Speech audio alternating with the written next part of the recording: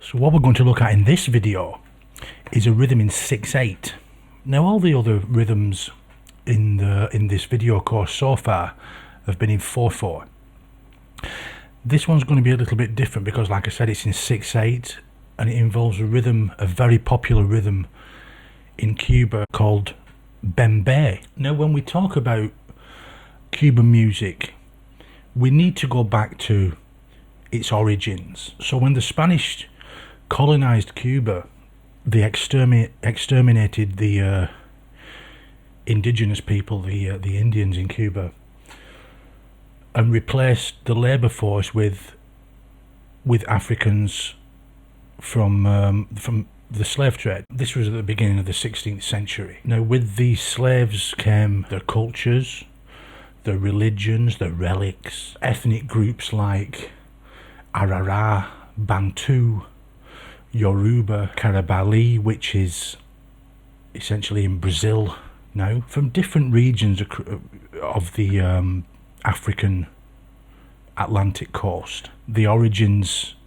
can be traced back to the entire Congo River basin, basically. So countries currently calling themselves the Democratic Republic of Congo, which used to be Zaire, the Republic of Congo, and the Republic of Angola.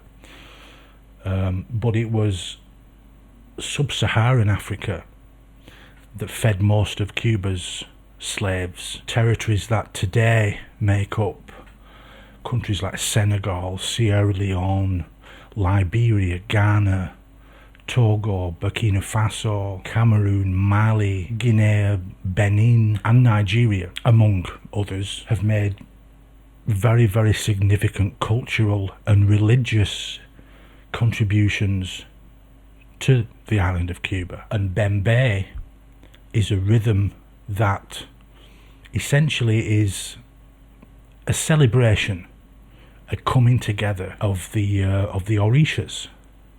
Bembé is a very sacred rhythm characterised by its Clave pattern in 6/8 and its very characteristic bell pattern. It's originally played on a hall, on a gardening tool, a gardening hall called Guataca. This was played by a nail. Eventually it evolved to be played by the Campana or by the Claves.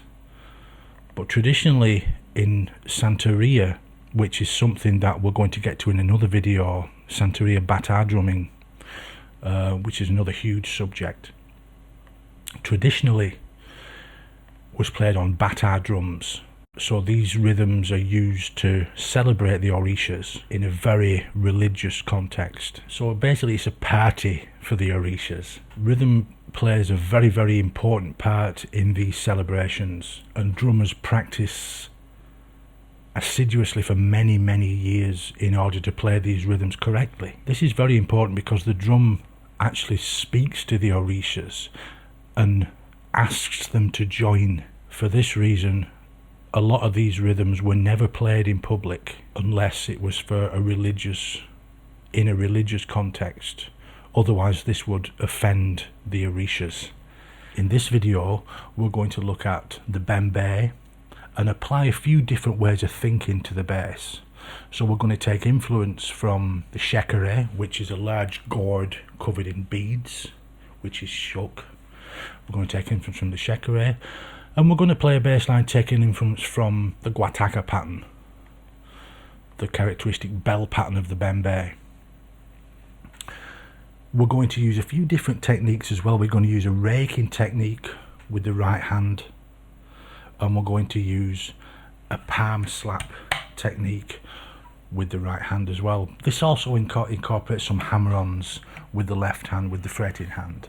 This can be a bit tricky, so I'd urge you to try it slowly at first, but you'll see on the examples how these work and how it falls within the rhythm, in the 6/8 rhythm. I'm also going to demonstrate a more traditional line, almost verging on a jazz waltz kind of thing, which is traditionally played now.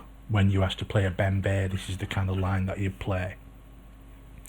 Also, we're going to have a look at applying these techniques in a complete piece of music, which we're going to use a tune from my second album, Autumn Window. We're going to use a tune called Bahia de La Habana, which means Havana Bay, written on Havana Bay,